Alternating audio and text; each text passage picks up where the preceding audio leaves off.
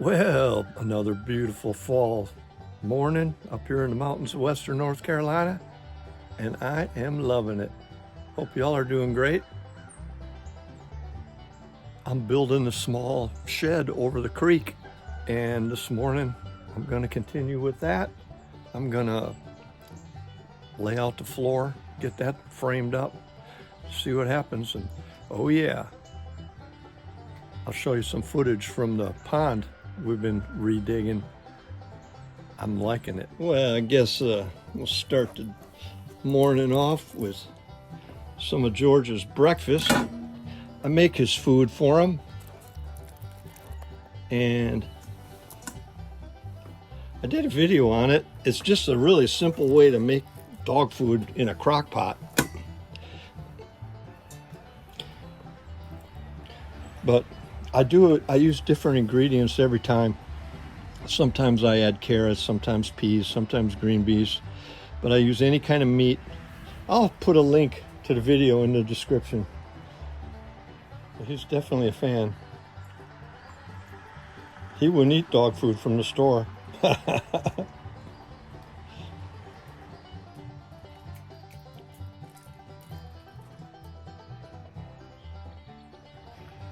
There's the beginnings. Let's go. A quick run to the box store. I've got some lumber to frame up this floor.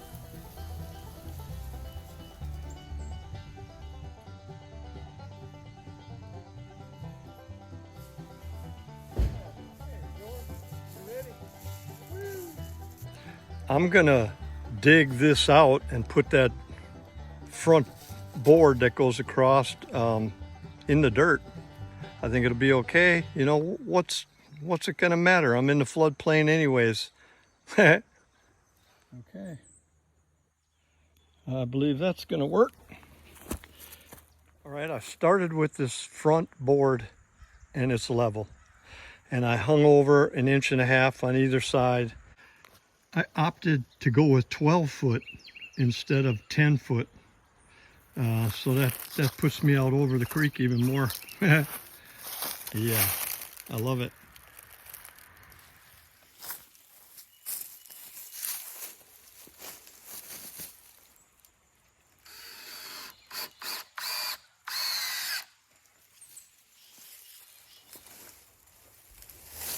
I'll probably use three 3-inch screws, and on these outside ones I'll probably put, you know, a 4-inch lag bolt in just to keep everything solid. Okay, now I'm getting a feel for it. Yeah. I thought it might be a little bit easier on myself to put the joist hangers on before I even attached the board, because yeah, we're hanging over the cliff, hanging over the creek over there.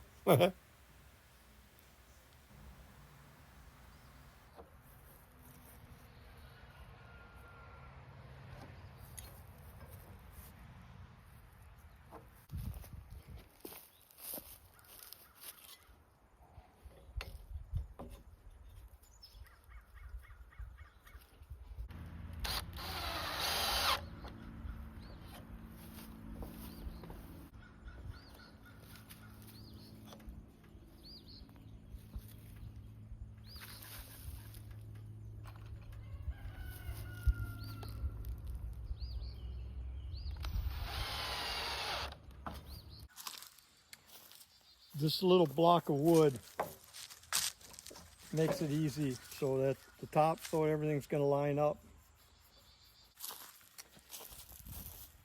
I'm going to go ahead and flip this board over and start these screws that'll go in the end.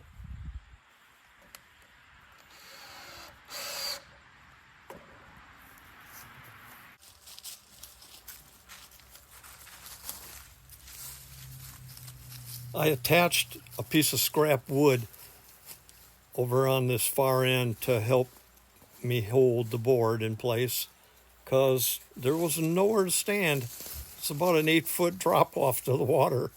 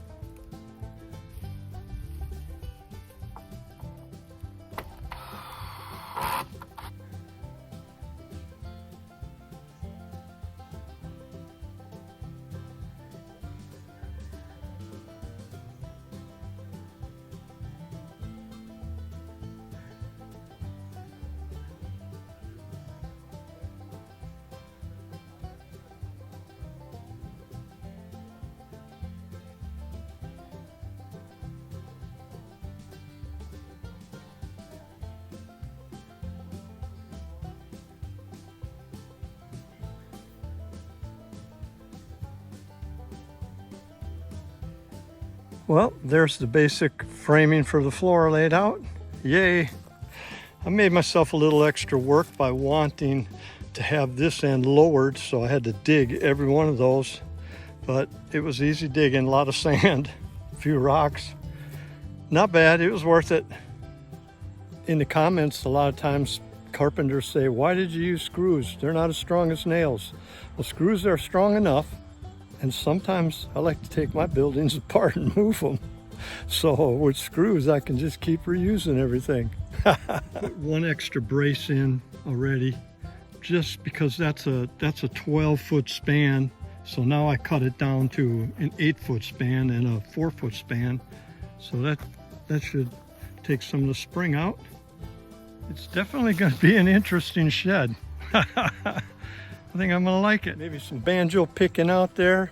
Might be a good spot if one of the family or somebody wants to do some tent camping. Might be a good spot, get off the ground. I don't know, we'll just see. Well, my friend Mike came to help me dig the pond. What we're doing is we're going to slant the banks back a little bit and dig it a little bit deeper. I'm trying to avoid having to use a liner. Come here, George. Don't get in the way.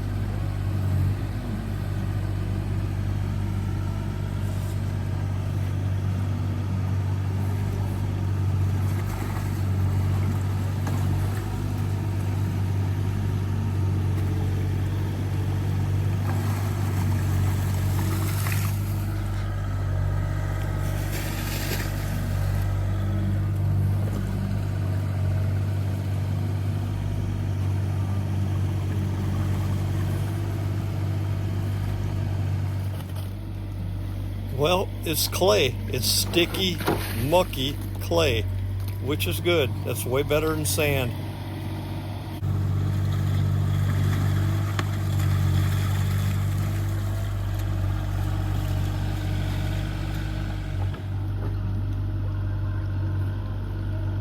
So the spring's still putting out. Maybe we can find the exit and block it.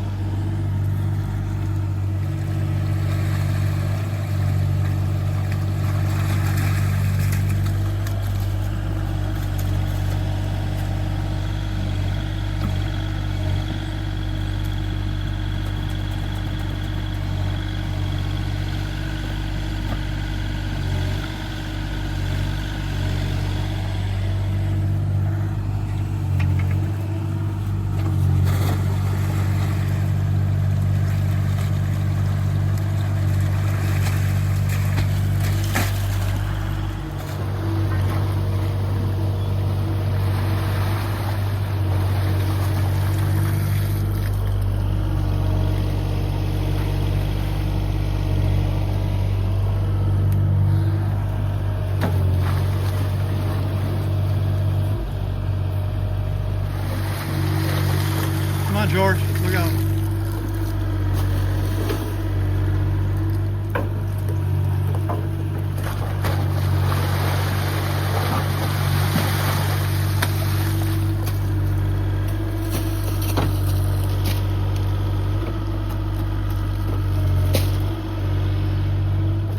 So there's the spring.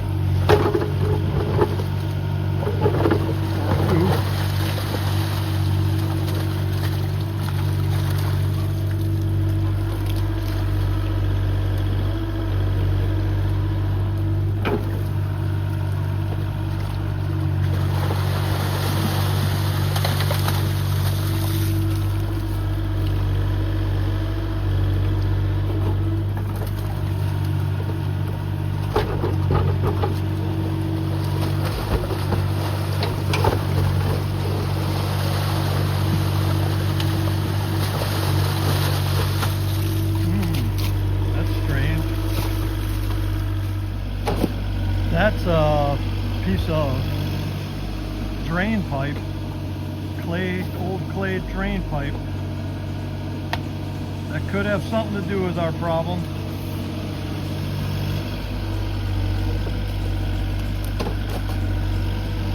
We found at least 4 sections of this 5 or 6 inch clay drain pipe.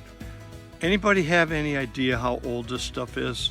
Because here's the deal. It's either from the 70s when there was an underground greenhouse here and they had problems with the spring flooding their little underground greenhouses, and maybe put this in for a drain to, you know, so it goes under what they were doing.